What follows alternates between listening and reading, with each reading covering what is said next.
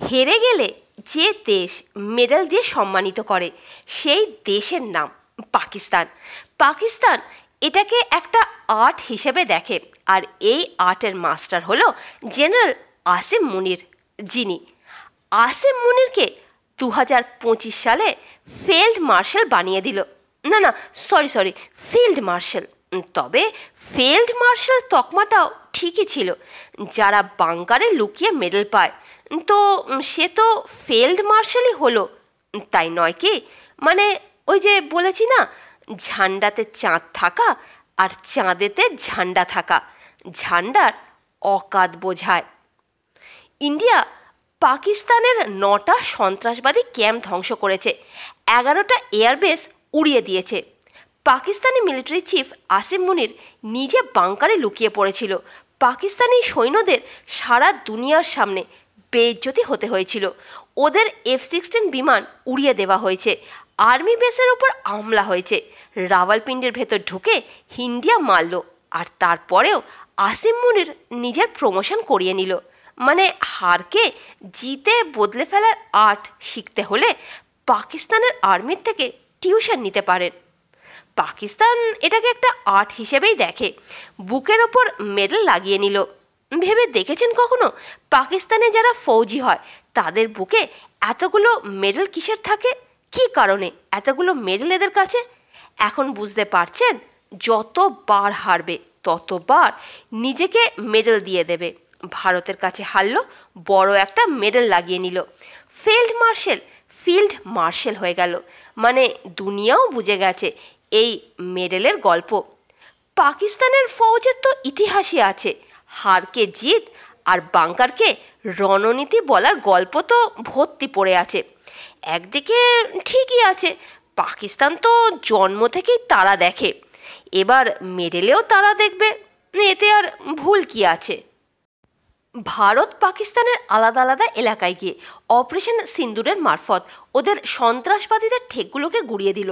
তো মুনির সাহেব যে বাংকারে লুকিয়েছিল, যিনি হেরে গিয়েও দিনের তারা দেখছিলেন, উনি নিজেকে ফিল্ড মার্শাল ঘোষণা করে দিলেন।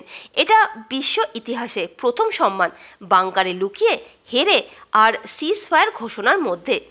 ভারতে স্যাম মানিকশাও ছিলেন, আর পাকিস্তানে ফিল্ড মার্শাল যে হেরে গেল তাকে বানিয়ে দিল। লজ্জাজনকভাবে হারো কিন্তু মেডেল নিয়ে যাও, তো কি হয়েছে, বাংকারে মেডেল ডেলিভারি করে দেওয়া হবে। পাকিস্তানের সৈন্য রণনীতিকে বোঝার সহজ উপায় অপারেশন সিন্দুর থেকে বোঝা যায়। যে সার্জিক্যাল স্ট্রাইক ভারত করলো, পাকিস্তানকে দিনের তারা দেখিয়ে দিল। 11টা ঠেক ধ্বংস হলো, চীন ক্ষেপণাস্ত্র ধ্বংস হয়ে গেল, পাকিস্তানি জেট চুরমার হয়ে গেল, সারা দুনিয়া থুতু করছে। কিন্তু একদিকে যেমন মোটরসাইকেল চালিয়ে শাহিদ আফ্রিদিকে ওখানে মেডেল দিয়ে পুরস্কৃত করা হলো। কি কারণে? না, উনি মোটরসাইকেল চালিয়ে দেশবাসীকে বুস্ট আপ করেছিল বলে, এই জন্য।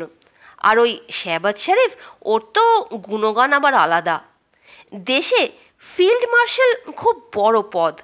যে কোনো লড়াইতে যখন কোনো ব্যক্তি অসাধারণ নেতৃত্ব দেখায়, যুদ্ধে জিতে রণনীতি কুশলতা নিয়ে আসে। 1971 সালে ভারতে স্যাম মানিকশাও পেয়েছিলেন।